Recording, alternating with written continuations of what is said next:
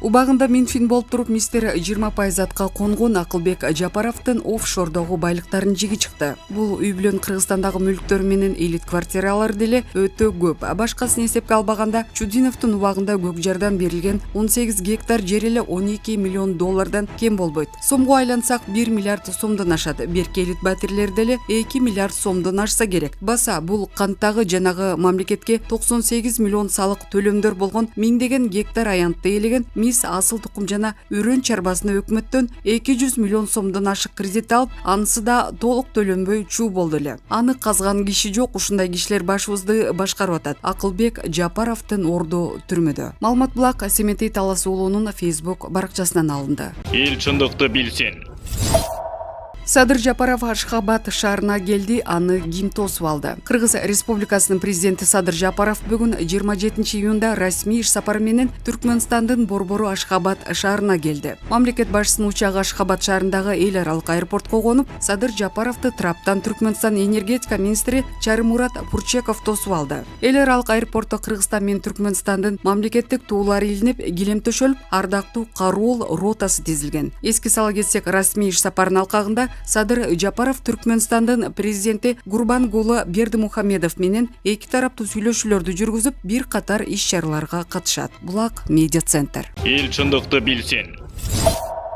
Өмүрбек Бабановдун кармалышы коомдук наразычылыкты жаратууда. Өмүрбек Бабановдун адвокаты Амантур Абдрахманов жалпыга маалымдоо каражаттарга карата даттануулар боюнча комиссияга, КТРКга жана ЛТР КТРКсынын окуялар боюнча арыз менен кайрылды. Бул тууралуу Фейсбуктагы комиссиянын баракчасында маалымдалат. Билдирүүдө журналисттер рейдерлик басып алуулардан улам арам жол менен эбегейсиз байлык топтогон деп көрөрмандардын арасында саясатчынын образын каралоо максатында текшерилбеген жана атайлап такталбаган маалыматтарды жайылтып жатканы айтылат. Арызда ошондой эле ЛТР Бабановго эч кандай тиешеси жок коммерциялык уюмдарды жана жер тилкелерин таандык кылган деп айтылат. Арыз ээси коомчулукка жарыяланган маалыматтарды төгүндөөнү талап кылат. Комиссия бул арызды кийинки отурумда карайт. Эскерте кетсек, 31 майда Өмүрбек Бабанов Кумтөрдөгү коррупциялык иш боюнча сотко чейинки тергөөнүн алкагында күбө катары УКМКга суракка чакырылган. Бабанов келүү убадасына кол койду, бирок тергөө ага 2 суткага камакка алуу протоколун берген. 2 июнда 1 май райондук сотунун тергөө судьясы Чыңгыз Бердимуратов сот отурумун коомчулуктан жана жалпыга маалымдоо каражаттарынан жабык өткөрүп,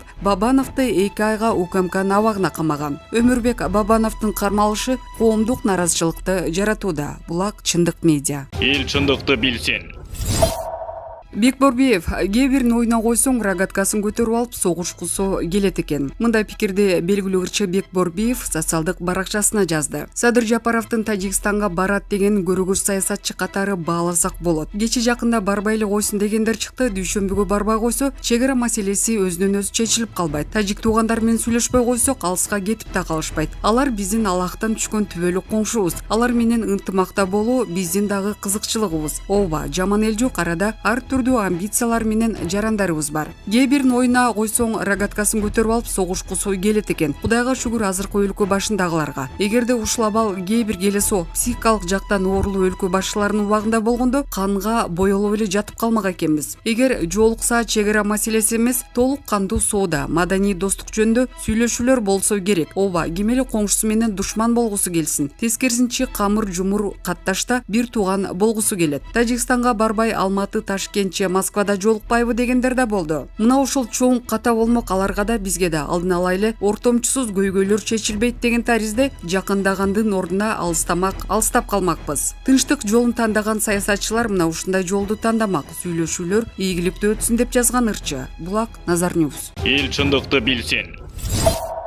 Орусияда жаңы барган мигранттар лоялдуулук жөнүндө келишимге кол коюуга милдеттүү болот. Бул тууралуу ТАСС маалымат агенттиги Орусиянын ички иштер министрлигине таянып жазды. Лоялдуулук жөнүндө келишим институтун киргизүү миграция жаатында жаңы мыйзам долбоорунун концепциясында каралган деп айтылат маалыматта. Орусиядагы чет өлкөлүк мигранттар аталган келишимге кол коюу менен өзү тууралуу ачык маалымат берүүгө, Орус өкмөтүнө зыян келтирбөөгө жана мыйзамдарды так сактоого милдеттүү болот. Келишимдин шарттары сакталбаган учурда мигрант Орусиянын аймагынан чыгарылат жана бардык чыгымды өзү көтөрөт. Лоялдуулук бул кайсы бир нерсеге же кимдир бирөөгө ишенүү менен мамиле кылуу, берилүү, жактоо анын тарабын алуу. Орусиянын соңку миграциялык мыйзамдарында лоялдуу мамиле кылуу эрежелери каралган. 15 июнда Владимир Путин Орусияда жүргөн чет өлкөлүк мигранттарга байланыштуу жарлык чыгарган. Ага ылайык мигранттарга документ иреттөө үчүн берилген убакыт 30 сентябрга чейин узартылган. Апрелдин башында орус бийлиги Орусиядагы 115 миңден ашуун кыргызстандык жаран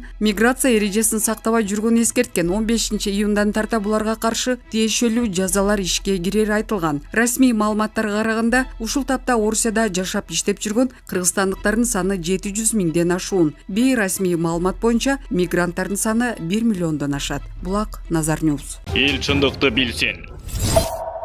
Муфтияттын тизгини Ракыевке берилди. Кыргызстан мусулмандарынын 7-чи курултайында Замир Ракыев муфтий болуп бекиди. Анын талапкерлигин Алымдар кеңеши курултайга алып чыкты. Муфтийлик орун 4,5 айдан бери бош турган. 2 жолу шайлоо белгисиз себептерден улам жылдырылган. Кыргызстан мусулмандарынын 7-чи курултайына 7 облустан 220 делегат келди. Курултайда муфтийди бекитүү, Алымдар кеңешинин жаңы курамын, төрагасын жана борбордук текшерүү комиссиясынын төрагасын шайлоо каралды. Жаңы муфтий ким? 43 жаштагы Замир Ракыев бир добушта муфтийликке бекиди. Ал салттуу диндик карманган, ар кандай жамааттарга мүчө болбогон, светтик билими бар дин ишмери катары таанымал. Кыргызстандын 11-чи муфтийи болгон Ракыев курултайда сүйлөп жатып мындай деди: "Учурдан пайдаланып, бардыгыңыздарды биримдикке чакырам, ынтымак бар жерде ырыс бар" дейт. Дүйнө жүзүндө глобалдашуу процессинин алкагында жаштарыбызга ата-бабаларыбыз карманып келген салттуу динди жеткирүү мусулмандык парзыбыз. Ар кандай экстремисттик көз караштагы пикирлердин жайылышына жол бербейли. Өз элибиздин баалуулуктарын терең урматтаган, динибизди өздөштүргөн жаштар биздин келечегибиз. Алымдар кеңешинин мүчөсү Абдышукур Нарматовдун айтымында, Замир Ракыев өлкөдө Куранды жатка айткан алгачкы кары жигиттердин бири. Замир ажыга токтолгонубуздун себеби Египетте окуган, ага чейин өзүбүздүн борбордук мечитте Абдылмажид деген уйгур молдонун колунда Куранды толук жаттаган түндүк тараптагы эң биринчи кары жигит. 1000 жылдык тарыхы бар Египеттеги университетте бүтүп келген. Светтик билими бар, көз карашы терең болгондуктан татыктуу деп тандадык. Курултайдын катышуучусу Нарын облусунун казысы Мамбетасан Ибраев жаңы муфтий акыркы мезгилде чыр чатактан арылбаган муфтиятта реформа жасайт деп ишенет. Замир кары жаңыча ой пикири, илим билими менен жаштарга исламдын туура жагын, Абу Ханифа мазхабын, ата бабалардын эзелтен келе жаткан жолу менен иш алып кетет деген ишеничтемин. Дин жаатындагы эксперт Жумадыл Мамаджан жаңы муфтийдин алдында тез арада каржылык иштерди чечүү милдети турганын айтты. Муфтияттын айланасындагы чуулгандуу окуялардын негизги себеби ажылык сапар. Мыйзамда ажылык сапарды дин башкармалыгы уюштурат деп жазылып калган. Ошону муфтияттан алып жөн гана туристтик агенттиктер уюштурушу керек. Жаңы муфтий ушул жана башка бир топ каржылык иштерди чечиши керек. Муфтияттын кызматкерлери 4 айдан бери айлык албай олтурат деп жатышат. Эң башкысы уставдын негизинде ишмердүүлүгүн жүргүзүп, мамлекет менен кызматташканы оң. Булак Азаттык. Эл чындыкты билсин.